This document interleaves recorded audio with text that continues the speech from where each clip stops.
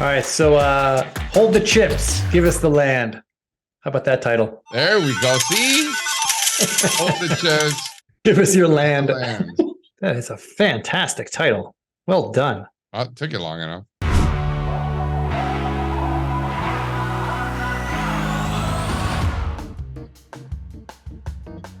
Hey guys, JC Parets here, founder of AllStarCharts.com, and I am joined once again by my esteemed colleague, Mr. Sean McLaughlin. Shawnee, what's happening?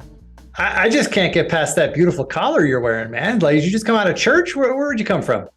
My wife always makes fun of my outfits. Most of the time she says I look ridiculous. So this time, she had nothing to say. She says that I'm looking good. And I was like, all right, let's rock and roll. Oh, man, playing the straight and narrow heading into the holidays. I see how you roll. Listen, I got things. Listen, what I really like is that for me, I'm not a gambler. I used to gamble in college all the time. It was fun. I was young in my, 19, 20, 21. Great. What else was I doing at that time? But I've become much more responsible. I'm a father of 3, homeowner, CEO, right? Like I'm an adult and whatnot. So I gambling doesn't make any sense. Plus, can I just watch the game?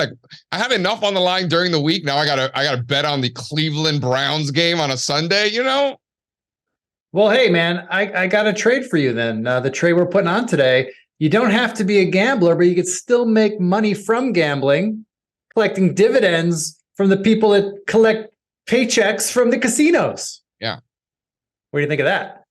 I like it. I like being the house. A lot of times in the options market, we talk about how when there is higher, volatility, we want to start, we got to collect income, right? We want to be net sellers of premium. When volatility is low, we want to be net buyers. So we're sort of gaming the system and putting the probabilities in our favor, depending on the environment, very much like the casino does. They know that the more you do this, the higher the probability that they're ultimately going to make money. That's why they're giving you tickets to the show and giving you booze and giving you food and flying you in and giving you the penthouse suite if you're losing enough money on the table. They know that the longer you play, the higher the probability outcome that they're going to win out. They've got the map. Well, we have that same map, do we not? And we can put the probabilities on our side depending on the environment. So in this case, we're betting on the fact that being the house is better business than being the gambler, being the sucker. And then also using the options market in our favor, again, to increase our exposure in the chance that we are correct in our assessment, while at the same time minimizing our risk. How did I do? So you did pretty well. I'll just say you were off one derivative. We're actually the house of the house in this trade because house on house. Yeah, because the company we're buying here, Gaming and Leisure Properties, GLPI, it actually is a REIT, a real estate trust that owns the property that it turns around and leases to casinos, and the casinos make the money off the backs of these suckers that are placing bets that have no edge.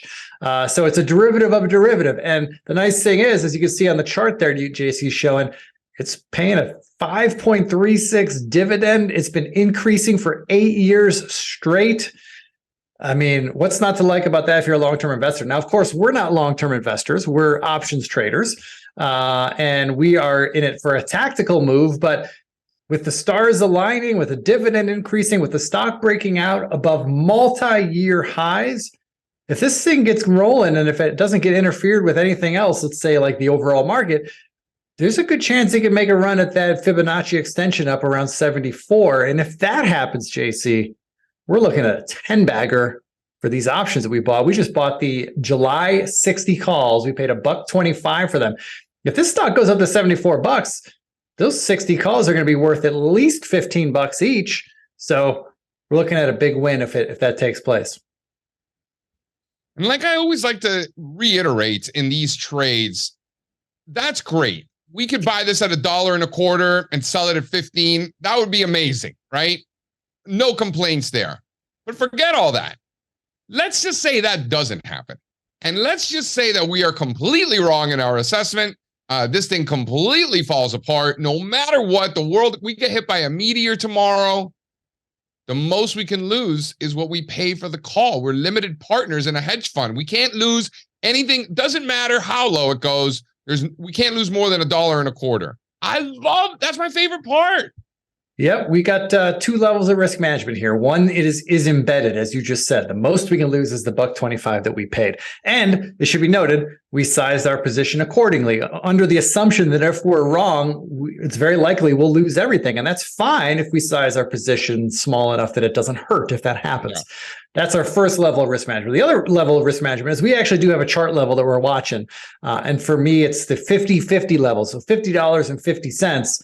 If we can't hold above that level, that'll be my signal that that we're earlier wrong, and either way I want out, and hopefully there'll be some premium left in those calls that we could sell to at least salvage something of the trade.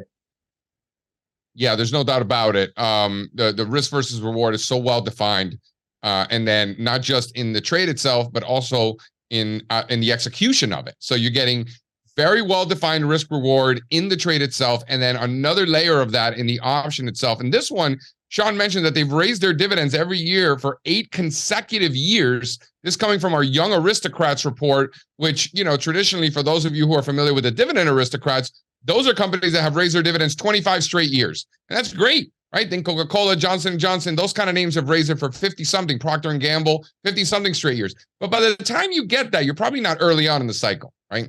So instead of waiting until they become dividend aristocrats, we look for stocks that have raised their dividends for between 5 and 9 consecutive years. So not 25, but at least 5. Like, they're not useless. If you're able to raise their dividend every year, there's a reason. They're doing something right where they have the ability to do that.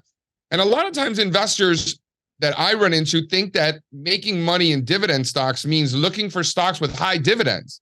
But that's not the case at all. If they have high dividends, there's probably a reason why the dividend yield is so high. It's probably because prices come down. Like, that's not a good thing. The fact that these companies continue to raise their dividends keep falling every year because the price keeps going up. That's not a bad thing. Around here, we don't penalize companies for their stock going up. Quite the opposite. We reward them by participating and buying their stock along with them. So this particular name has raised their dividends for 8 straight years, pays a very high yield for these companies. So the fact that it's paying such a high yield and has continued to raise it for 8 straight years just goes to show you how well this thing is doing behind the scenes in a subject that I know nothing about. I know nothing about. But I do know that the math here works in our favor. I know that one, Shawnee.